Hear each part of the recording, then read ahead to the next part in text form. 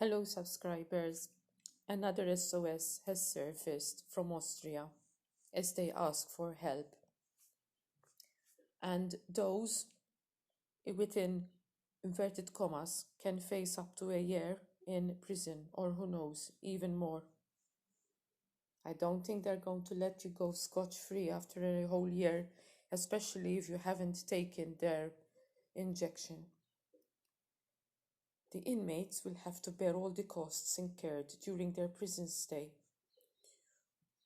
Austrians are pleading for the world to help end the rapidly emerging police state.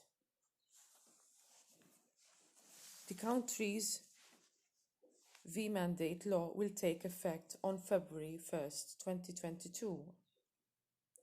The unmarked people, including children as young as 14 years old, can be fined up to €2,000 each time they are caught. In addition, the government can ticket the same individuals several times a day. If you refuse to pay your fine, offenders will be thrown in a special prison for the unmarked people for up to a year, or as I said, they can decide what to do with you afterwards. As I said, I don't think they will let you loose. There's a possibility that these people can be executed afterwards. Unlike other prisoners, the public purse will not pay for an individual's incarceration. Instead, the inmate will have to bear the costs incurred during their prison stay. The perpetrator also has to pay for his food and his prison cell. The Austrian government does not ask murderers, rapists, or pedophiles to pay the cost of their incarceration. However, they will now demand prison payments of those refusing the mark of the beast. And this political activist, Alexander, whose surname I will not dare say because I fear that I may butcher it, has released an emergency call for help on social media. I need your help, he said. We as Austrians all need your support, so please go to your government officials, to your local Austrian embassy, and ask them to apply as much pressure on the Austrian government as possible. He goes on to say that Austria's new unelected Chancellor, Karl Nehammer, is the former chief of police and has implemented police state-like measures in recent months. And the Austrian political activist explains he wants to continue to do that in a way which can only be called tyrannical and totalitarian. We need your support, he emphasized. Please stop the Austrian government from turning our country into a police state. We as Austrians are the lab rats of the Western free world. If it happens to us, it will happen to other countries. Rightly so, because Austria is the epicenter of the Fourth Reich.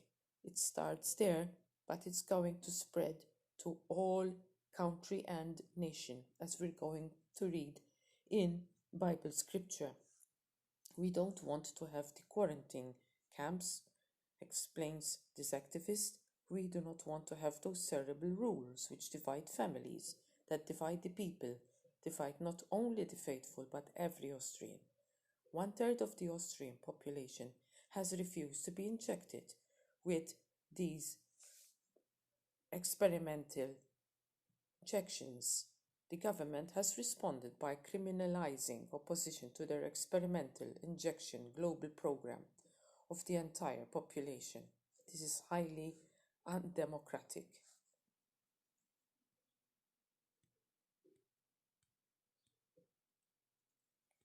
So let us go to our scriptures, which I have selected. So first we start with Revelation, chapter 13, verse 7. And it was given unto him to make war with the saints and to overcome them. And power was given him over all kindreds and tongues and nations. So it's very clear here that now war is being waged upon the saints. It is unfolding now. War is being waged. He, the Antichrist, although he hasn't been revealed yet, he hasn't taken center stage, he is operating from the shadows and he is persecuting the saints. And power was given him over all kindreds and tongues and nations, which means that is coming to your doorstep and my doorstep. All right, it's the epicenter has been revealed. It's in Austria, it's in Australia, but it's going to come to everybody's door. And as we heard, Prince Charles recently addressed the COP26 group. He made reference to a hymn, if you listened carefully, whereby he said that he will be given, he will have trillions of dollars at his disposal, so he can roll out his military might, something to that effect. So there you have it. These leaders are already hinting to him, so his unveiling must be very soon. Verse 8, and all that dwell upon the earth shall worship him, whose names are not written in the book of life of the Lamb slain from the foundation of the world. And verse 10 goes on to say, he that leadeth into captivity shall go into captivity. He that killeth with the sword must be killed with the sword. Here is the patience and the faith of the saints. Let us go now to Matthew 24.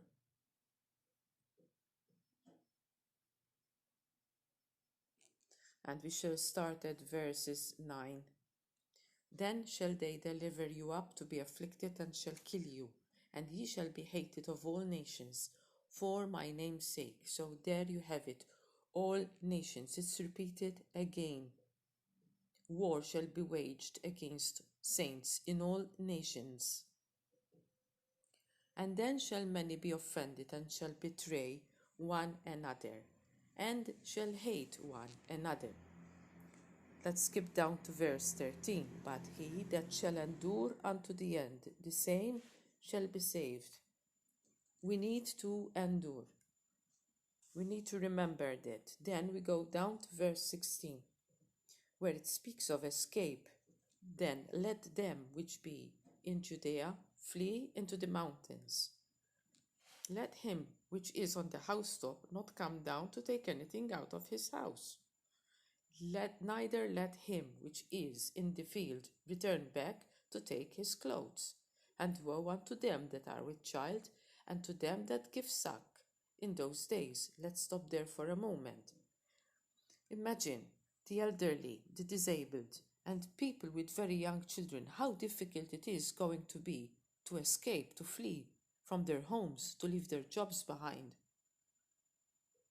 to escape from this tyrannical regime.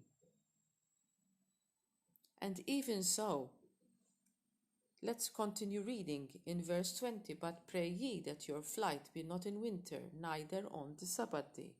We are heading into a deep, cold, dark winter. We've already registered, we have already seen temperatures that are very low. In Sweden, the lowest temperature has been recorded as of these past 5 days since 88 years. Although we haven't officially started winter, we are already in it. A cold, dark winter, and these people are having to flee in the winter. For then shall be great tribulation, such as was not since the beginning of the world to this time, no, nor ever shall be. And except those days should be shortened, there should no flesh be saved, but for the elect's sake those days shall be shortened. And verse 25, behold, I have told you before, the Lord is warning us. So one of his warnings is telling us here in these verses here that begin from verse 16, And to verse 20, it's speaking about fleeing out of the cities. It's fleeing away from from these tyrannical governments. It's very clear. The Lord is warning us. Those who are able to flee should flee. And one last thing, if there are persecuted Christians who are fleeing into your country, please help them. Give them shelter, food, warmth, blankets, and enable them to flee as much as possible. Remember what the Lord said himself. I was hungry and you fed me. I was thirsty and you gave me drink. I was naked and you put clothing on me. Now is the time, because this persecution is worldwide, it's global, and there are going to be refugees of this nature, Christians who are being persecuted everywhere. God bless you all.